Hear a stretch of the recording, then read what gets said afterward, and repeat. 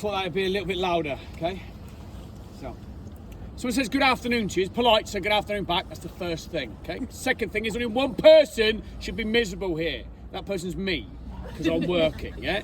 You're on a day off, you're on holiday, or you pulled a sickie, one of the three. So you should be really, really happy. So try and perk me up slightly. If you don't perk me up, then this is how the tour's going to go. That's a castle. That's a nice tower. It's not a castle, it's a fortress. That's a nice tower. Right, so let's try that one again, shall we? Yeah? Good afternoon. Good afternoon. Slightly better. Welcome to His Majesty's Royal Palace and Fortress, the Tower of London, which is a World Heritage Site. My name is Yeoman Warder Gary Thynne. For the next 45-50 minutes or so, I'm going to take you on a tour of the tower. I'm going to point out some more historic buildings, tell you something of their history. Before we begin, though, there are some health and safety points. Okay, first couple of rows of you, you're going to feel some precipitation falling upon you. Yeah, you may think it's coming from the sky. It's not likely. More than likely, it's going to be coming from this area. All right, don't worry about it. I'm fully vaccinated. You're perfectly safe, or so they say. I sometimes also fly my arms wildly when I'm talking about the tower because I get really excited. If I strike you, it's because you're standing too close to me. Come in closer. Now, folks, if you've got any children here today, and yes, I can see a couple in the audience, bad things have happened in and around the Tower of London. I will be talking about some of those bad things, sometimes in graphic detail. Your children will love it. But, if you are super sensitive on behalf of your child, then take them away now. You have been warned. So where's the story begin? The story begins way back in the year 1066, when William, Duke of Normandy, who's better known as William the Conqueror, defeated the Anglo-Saxon King Harold at the Battle of Hastings. William was crowned King William I of England on Christmas Day of that same year, but he had to continue to fight his Saxon subjects who did not take too kindly to Norman domination. Now, William was looking for somewhere to impress and overawe the citizens of London. He chose a site just inside the eastern city wall where a Roman fort had once stood. 1078, he authorised the building of his first royal palace and fortress in England. Today we refer to it as the White Tower, and it is situated behind those buildings. Not bother looking, it's behind those buildings. Over the next 200 years, successive monarchs continued to add to the defences. The inner ballium, or defensive wall, containing 13 smaller towers, was completed around 1220. This outer wall was completed in 1280. It contains 6 further towers, all of which are facing south to defend against an attack should it come from the river. And to the north are 2 strong bastions known as Brass and Legs Mount, inside and on top of which would have been mounted cannon. Boom! To defend the tower against attack from that direction. Now, another part of the defensive system was the moat, which we're all stood in. This was dug during the reign of King Edward I. It was once filled with water. The moat was some 120 feet wide, and when fully excavated, it was 15 feet deeper than it is today, and it was designed to use the tidal flow of the River Thames. Twice a day, it would wash in and around the moat, and it would flush it clean.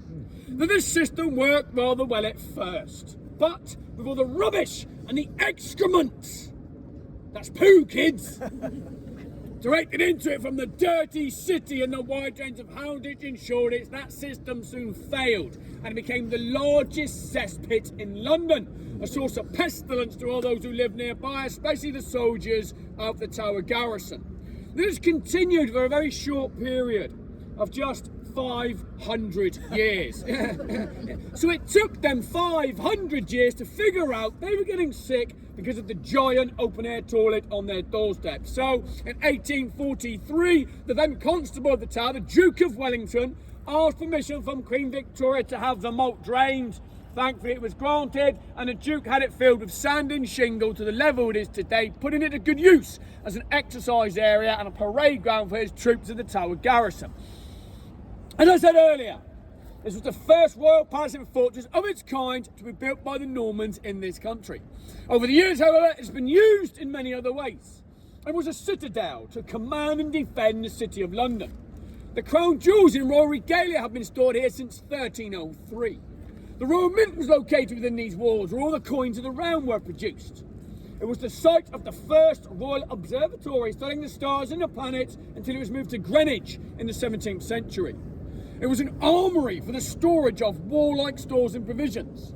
Official records and papers in the King's and Queen's courts were stored here until they were moved to Kew in the middle of the 19th century to form the Public Records Office. The royal collection of exotic animals and royal beasts were held here in the Royal Menagerie or Zoo until 1835, when they were all moved to Regent's Park to form what we now know as London Zoo. And yes, we did have lions and tigers and bears. Oh my! Thank you. And last but by no means least, this must rank as the most famous prison complex in history. A place of murder, torture, and executions. I know, it's good, isn't it? Now, talking about executions, there's a place that stands at the top of the hill. It is called Trinity Green, and it stands in an area known as Tower Hill.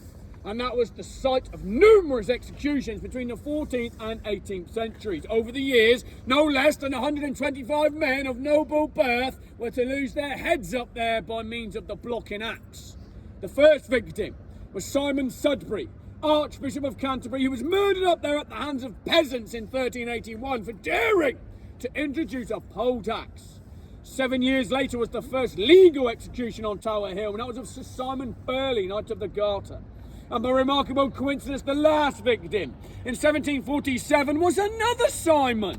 Simon Fraser, the Lord Lovat, 80-year-old Scottish lord who supported the Second Jacobite Rebellion led by Bonnet Prince Charlie in 1745. Is anybody here called Simon? I'd leave now, Simon. Right, just one moment, we're going to pause. We're going to imagine the scene up there on the day of execution. You need to imagine this, Simon. Okay, thousands of people have gathered around a raised wooden platform, the scaffold, to witness the proceedings. There would have been much merriment. Alcohol may have been consumed. There would have been an action-packed, fun day out for the whole family. Yeah. Now the crowd, they would have been extremely loud. They would be jeering and cheering. They would want to witness this spectacle. Having delivered his final speech and said his prayers, the condemned man would place himself down, his neck resting upon a block of oak. He would then give a word or a signal, and the executioner would bring down his axe, hopefully beheading his victim with one stroke. The executioner would then pick up that severed, still bleeding head and hold it aloft for all to see. Special effects, folks. And he would loudly proclaim, "Behold, the head of a traitor, so die all traitors! God save the king! Hurrah!" Hurrah! I didn't Right, folks, do you remember you told me Yes, I didn't cheer. Do you remember, folks? Do you remember that the good afternoon was a bit of a failure on your part? Do you remember that? Do you remember that? Yeah, do you remember that? Do you remember just now I said the crowd? Do you remember me saying the crowd? Nod at me if you remember. I said it, she'll be nodding. Yeah, I said the crowd. Then I did this. It was like a sweeping pointing gesture, wasn't it? At you, the crowd. You see where I'm going with this? So the crowd, pointy, pointy, pointy, pointy. Then I said, extremely loud, to be jeering and cheering, they would want to witness this spectacle. Do you remember me saying that? Yes. Would you like me to text it to you? Would that be easier, would it? What that was a massive hint of what I expected afterwards. Now, some of you did pick up on that hint, okay? And there was some of you were good, but quite frankly, most of you were mediocre at best, okay? So we're going to try that one again. It's called audience participation, okay? We're doing this for several things. One, we're doing it because it releases endorphins. It's going to make you feel warmer. It's very cold, isn't it, okay? Yeah. All right, that's the first thing, okay? Second thing is because it makes me look really good, okay? So there we go. Right, so we're going to do it again. I'm going to do my speech about the head, then I'm going to do this, then you're going to cheer at the top of your lungs, aren't you? Yes, you are. Yes. You are. You're inside. Yes. Exactly. Aye. You're inside. You might as well try to enjoy yourselves, aren't you? Yes? No, you can just cheer. You can say hurrah. You can say God save the king. If there are any Americans amongst you and you want to say yeehaw, I will not be offended, okay? So let's try it again. Right, the executioner, pick up the seven still bleeding head, hold it aloft, 14, let him behind the traitors, told all traitors, God save the king! Yeah! There we go. The head would then be impaled onto a pike and carried through the streets of London to London Bridge, which in those days was the only bridge across the River Thames. Head would be left displayed above the gateway entrance, a sign of the fate that would await all would-be traitors. And yes, I'm pointing in that direction to London Bridge because that's where you're going to find London Bridge.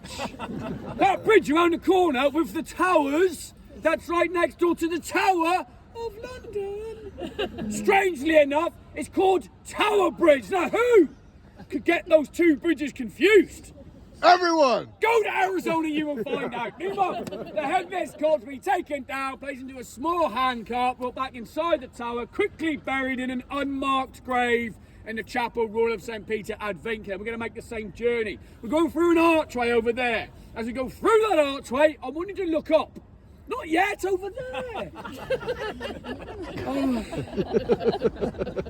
And you see the spikes of a portcullis, a medieval drop gate that weighs over 1.5 ton. It dates from 1326, and the rope holding it up also dates from 1326. So we're going to be walking quickly. And we also notice 3 circular holes drilled through the stonework above your heads. They are known as murder holes. Ooh. Probably just used by the defenders of the tower to empty waste buckets into a cart, all members of the public as they pass beneath. People still live in the top of the tower. I do not know if this waste bucket is empty or full. I'm going to be walking quickly. I'll make a gap and I'll lead you in. It means get out of my way.